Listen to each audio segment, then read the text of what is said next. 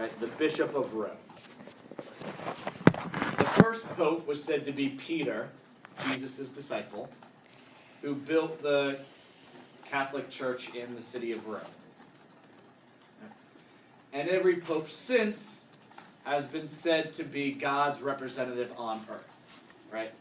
God's mouthpiece on earth.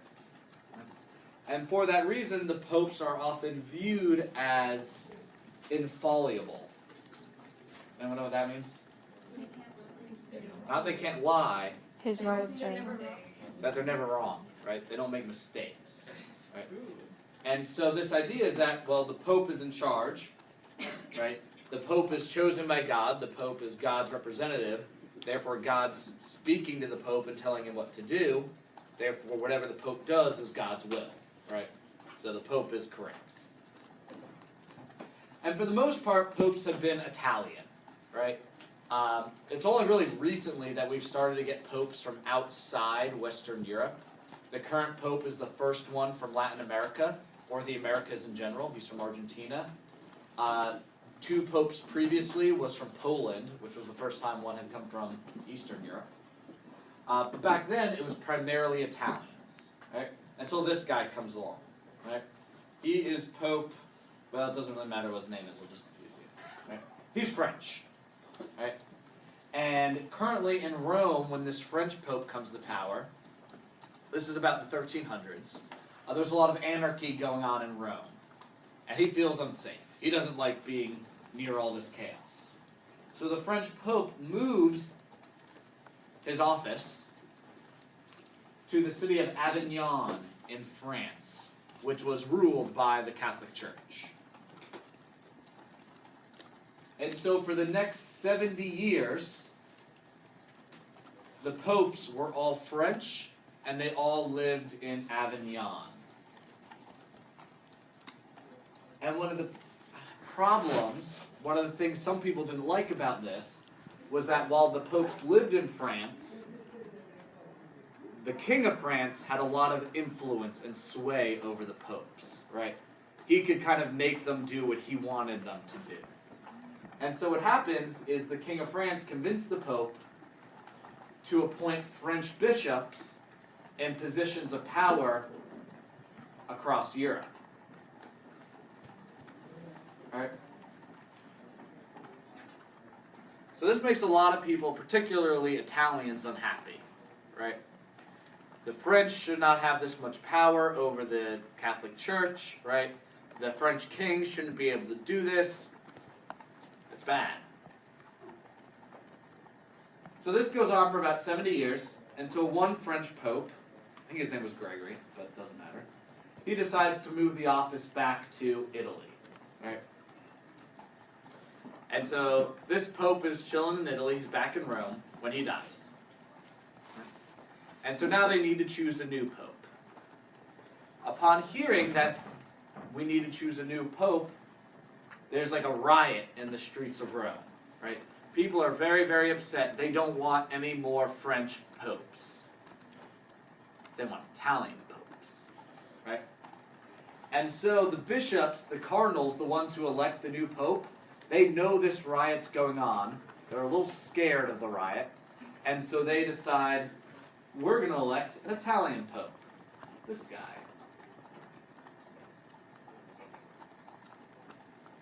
But then, can someone let Jaden? But then all of these French these French bishops are saying, whoa, whoa, whoa, whoa, whoa, right? This election is invalid. It was done under duress, right? The mob had too much influence over this decision. This pope is invalid. And the French bishops come together and elect a second pope. A French pope.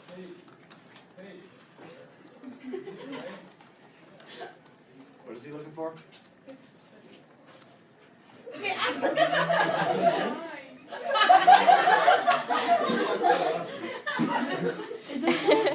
Is this mine? Oh. What is he looking for? She had too many, but I didn't think that was her. Just take up room for You. I Just pulled it out. Well done, Colin.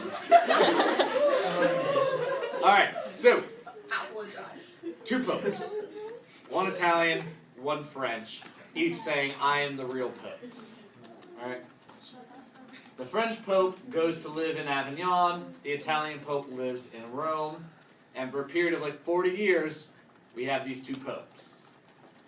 Why is this an issue? Because then two people are on. This happened with the Byzantines. True, true. But why can't you have two popes? Because Because both popes can't, like, both popes, what they say is, like, true. So you can't have both saying, like, they're wrong. If they, Exactly. if they And what else? You can't have like two different words of God. Exactly, right? So the Pope is said to be chosen, selected by God, right? The Pope is said to be God's representative. Both of these people are claiming to be God's sole representative. So this is where people start to think, wait a minute, maybe the office of the Pope isn't infallible, right? And this is where authority of the Catholic Church starts to erode a little bit. So anyway, these two guys don't like each other. It doesn't come to outright war, but there's some minor conflicts. And eventually, a group of bishops come together and they say, this is really hurting the Catholic Church. We cannot let this continue. And they say, all right, neither of those two are popes, right? We'll come together and we'll elect the true pope. And so they say, these guys are invalid. This guy's the true pope. But the first two guys decide, or say, nah, we're still in charge. So now there are three popes, right?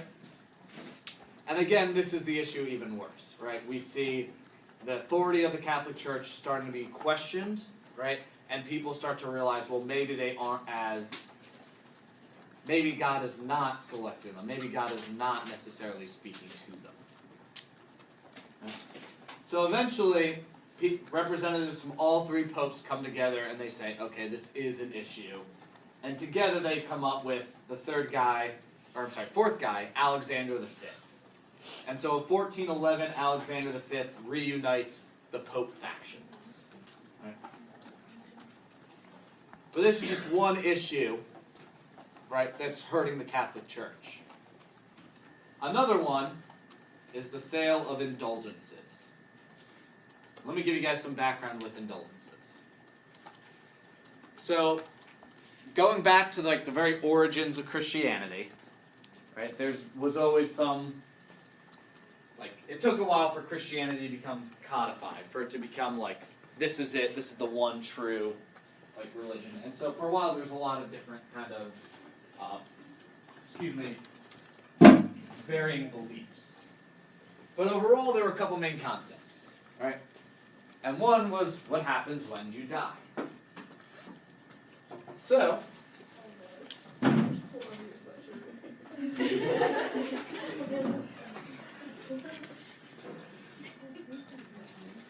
sir?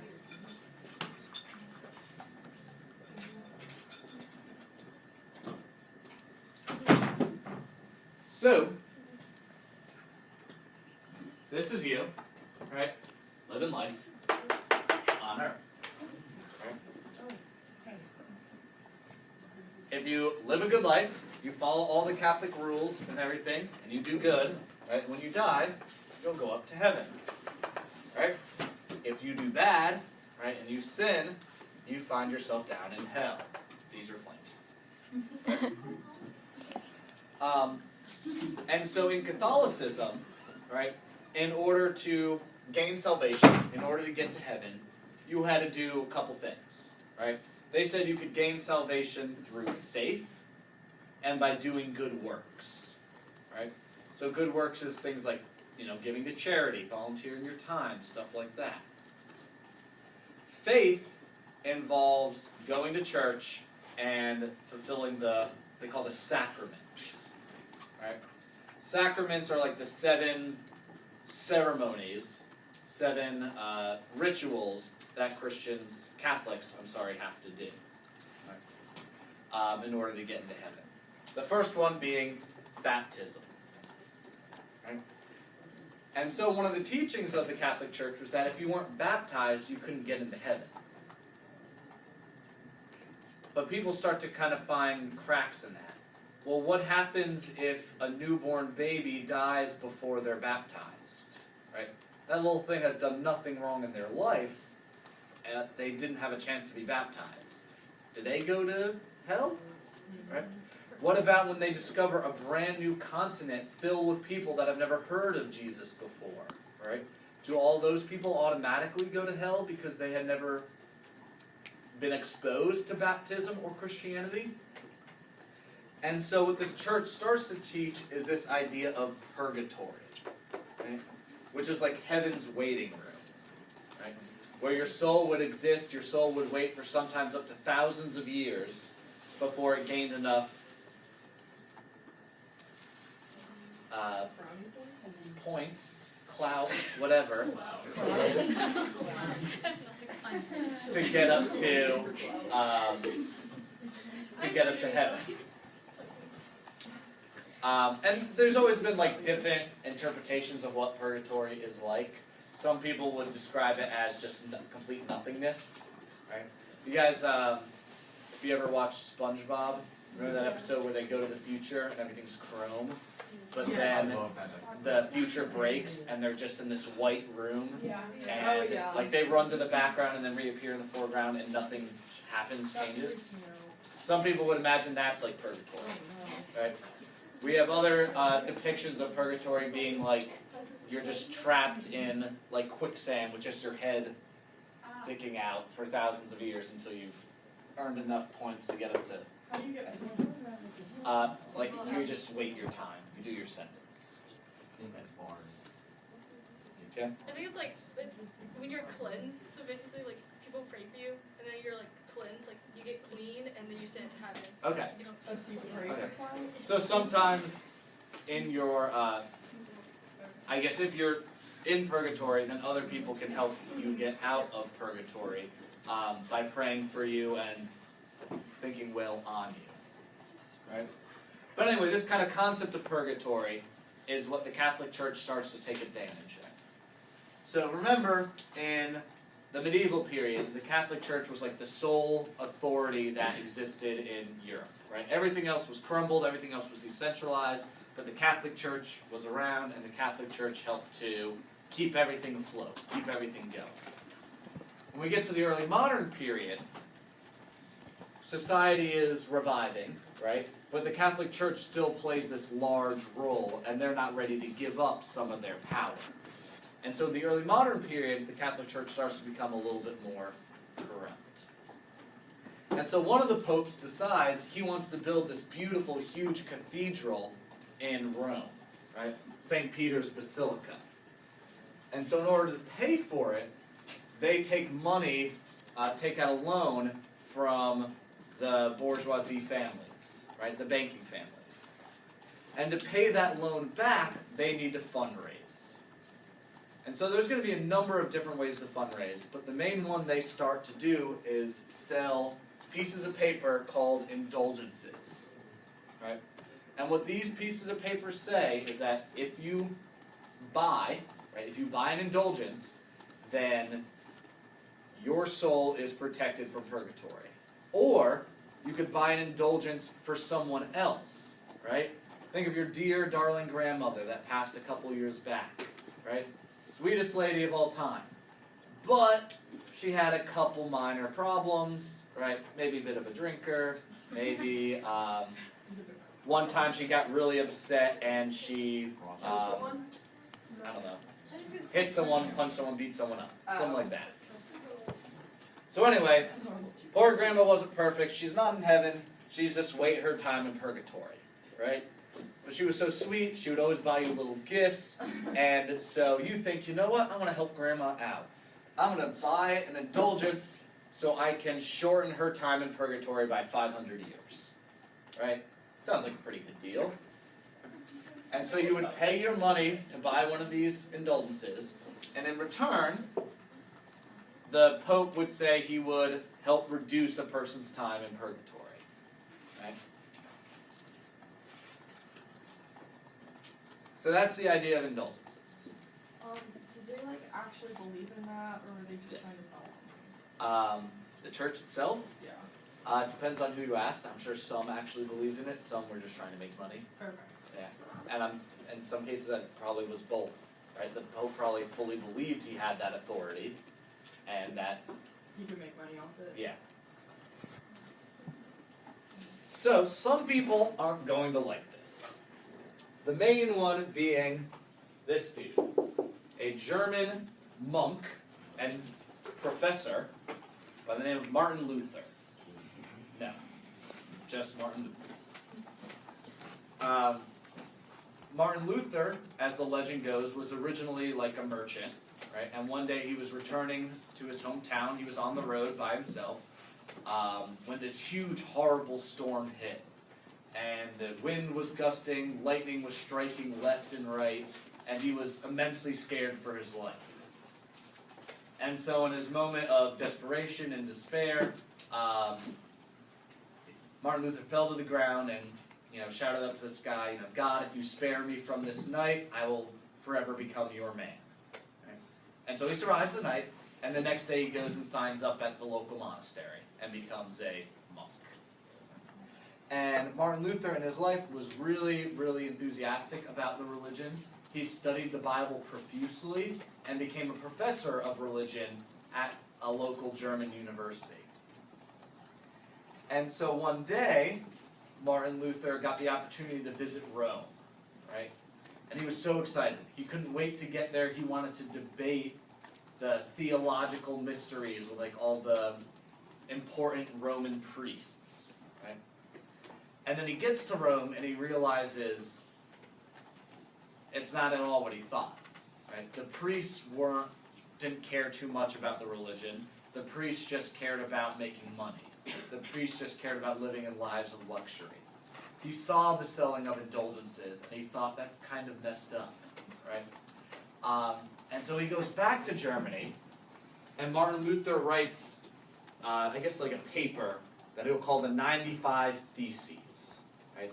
Which are his 95 reasons why indulgences are bad, and the Catholic Church is kind of corrupt at this point in time.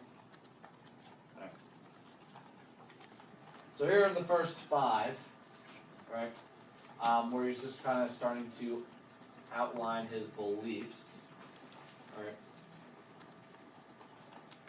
And, number 5, he's saying the Pope does not have this authority to shorten people's time in purgatory. Here are a couple other important ones. And my, I think the favorite, the one that drives home the point, why does not the Pope empty purgatory for the sake of holy love and the dire need of the souls that are there? If he redeems an infinite number of souls for the sake of miserable money with which to build a church, the former reasons would be most just, the latter is most trivial, right? So he's saying, if the Pope has this ability, why does he just not do it out of love, right? Why does he just not do it to help the people that are in there? Why does he only do it for money? So Martin Luther writes these 95 Theses. He nails it to the door of his church, right, which was like the message boards of that time, and everyone starts to read it. But the reason it becomes a huge, huge overall movement is because someone will take the 95 Theses down and make copies of it. And the only reason that's possible is because the printing press was invented just a couple years earlier. So the invention of the printing press enables the ideas of the Protestant Reformation to spread throughout Europe.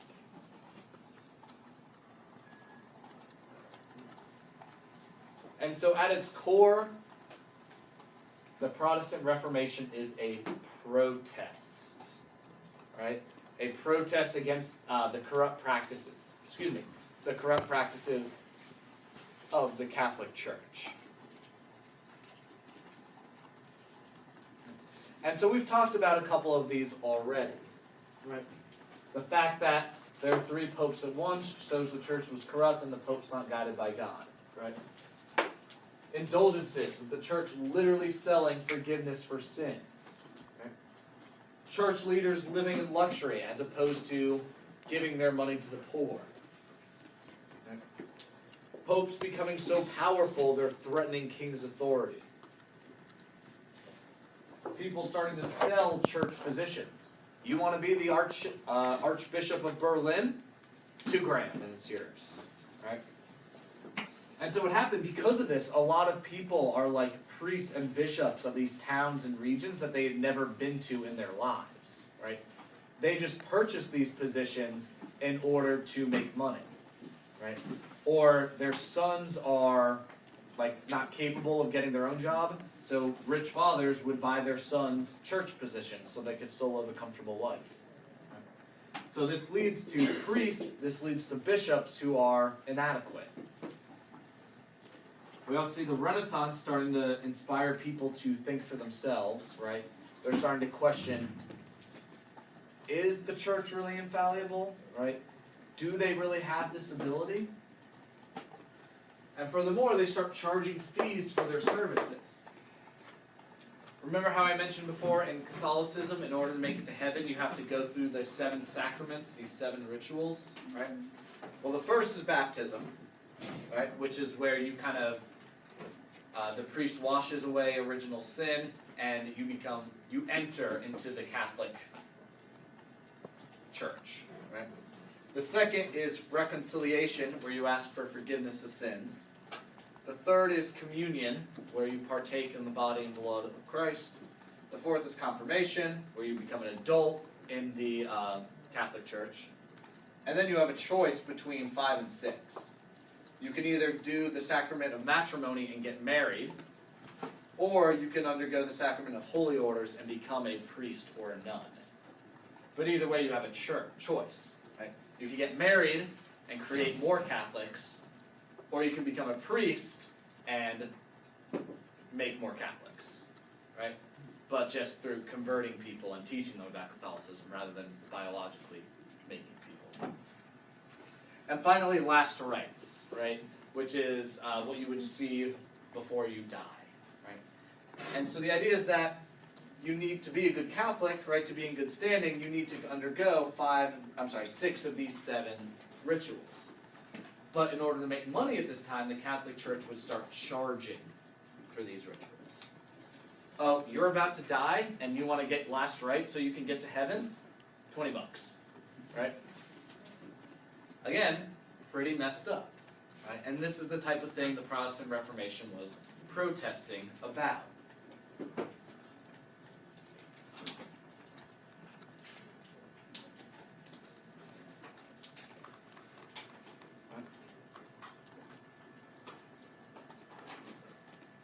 So then, right, they not only want to protest, but then they want to reform. Martin Luther's original goal wasn't to create a new branch of Christianity, but instead to reform the Catholic Church. Yeah. And so Martin Luther, well, eventually becomes a separate branch of Christianity, right? So if we're starting up here, what was the first split in Christianity? The Schism of 1054. Schism of 1054, and so that created Catholicism and Eastern Orthodox. Eastern Orthodox. Very good. So this represents the second split, right? That'll become Catholics and Protestants.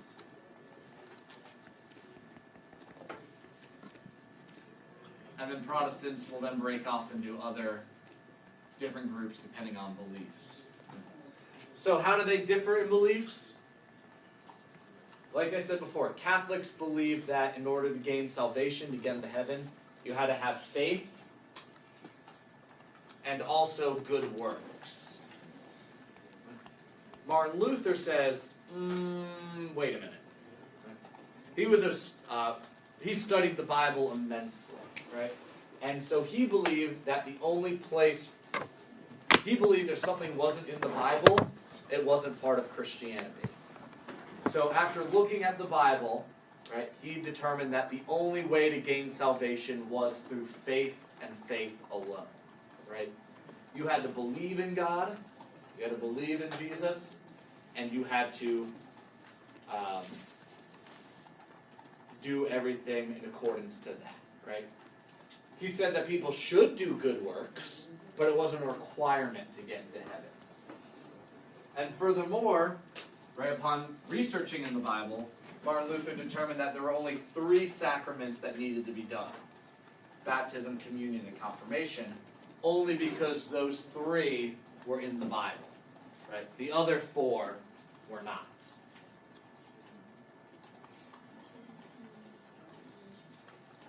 So that's one main difference. The second difference comes from where people got their information, their religious information from. In the Catholic Church, right, the Bibles were supposed to be in Latin, right? Most people couldn't read Latin, right? So the only place you could hear what the Bible said, the only place where you could hear what was in the Bible was by going to church and listening to your priest talk about it. So for the Catholic Church, you got religious knowledge from the Bible and from the priests. Martin Luther says, we don't need that, right? What we do need is the Bible printed in the vernacular so that everyone could read God's Word. Does anyone know what vernacular means? It means like local language. Right? So in Europe at this time, Latin was still kind of a dead language, right? The church used it, but they were the only ones, right? People spoke Italian, French, English, German. And so those languages would have been the vernacular.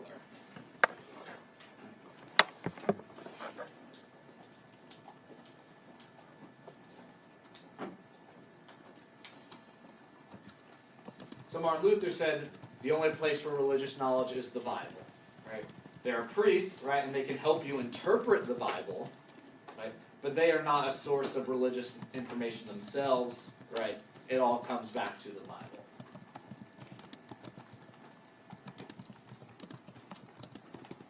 And so Europe sees an emergence of Protestant groups, right? Germany, Switzerland, England becomes primarily Protestant, but Italy, France, and Spain remain primarily Catholic. Although, despite this, there's still going to be Protestant groups in France, Catholic groups in Germany, and this is going to lead to a lot of conflict within Europe. Have any of you guys seen the TV show Reign? Yes. CW? So good. So they do a decent job explaining like the Protestant-Catholic conflict within France itself. Right? So it leads to a lot of violence. And so that's the Protestant Reformation, right? They are trying to come in, they're protesting the problems in the Catholic Church, and they're trying to reform to make it better, right? And Martin Luther's solution is to slim the Catholic ideas down to just what's in the Bible. But now the Catholic Church has an opportunity to respond, right? They realize that Martin Luther brings up some good points, right? They realize that half the population of Europe is turning to Protestantism. So the Catholic Church institutes the Counter-Reformation to make changes, right? And this is also known as the Catholic Reformation.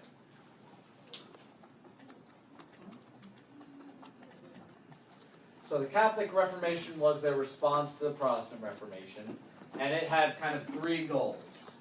Clean up corruption, clarify their beliefs, and reestablish the authority of the church.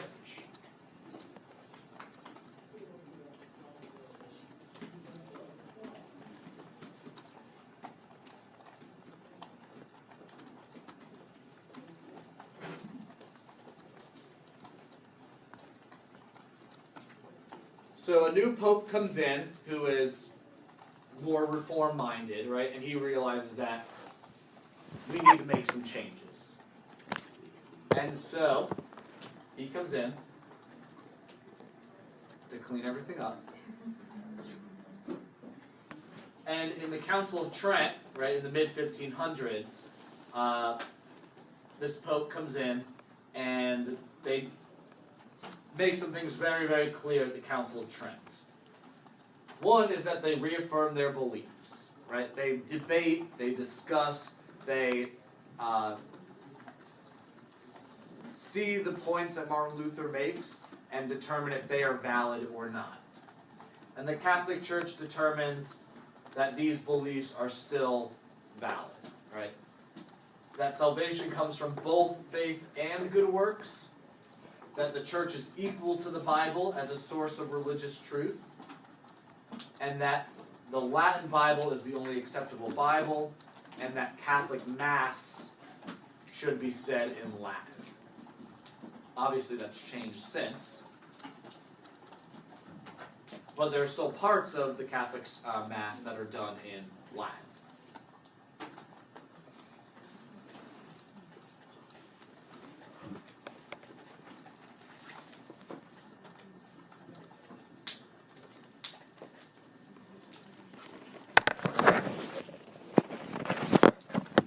They also started to root out corruption, right, by forbidding,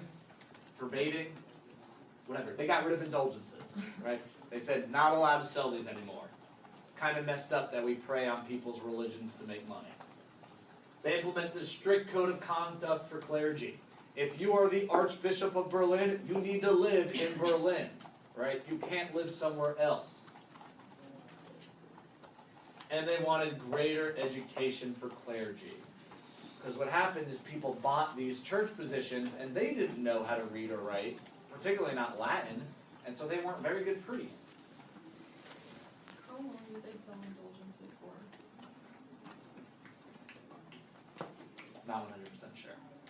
Probably 50 or so years. Right, so this is what was done as a part of the Counter-Reformation, the Council of Trent, right? They wanted to clean up corruption and reaffirm their beliefs. Also, as a part of the Catholic Reformation, we see the emergence of the Jesuits, G-E-S-U-I-T-S. The Jesuits are members of the Society of Jesus. They were founded by a Spaniard by the name of Ignatius of Loyola. And the Jesuits become like the outreach branch of the Catholic Church, right? They do a lot of different things for the church. Number one, they start to fight against the Protestants in wars that are about to occur in Europe. But the Jesuits are more known for spreading the religion through education in other parts of the world. So the Jesuits are going to be among the first groups of people to travel to the Americas, right? Or to travel to India, to travel to China, to travel to wherever, because their goal is to introduce these new groups of people to Catholicism. And in order to do that, they're going to set up schools. To this day, I don't know how many there are, but there are a crap ton of Jesuit schools in America, right? A bunch of colleges, right? Anytime you see a Loyola college, I think there's probably like 4 or 5 in America, they're named after this guy, Ignatius of Loyola, right? And they're Jesuit schools. Georgetown is a Jesuit school. Gonzaga, Marquette. A lot of, like, if any of you are college basketball fans, like the entire Big East Conference is pretty much Jesuit schools. Marist High School was originally a Jesuit school.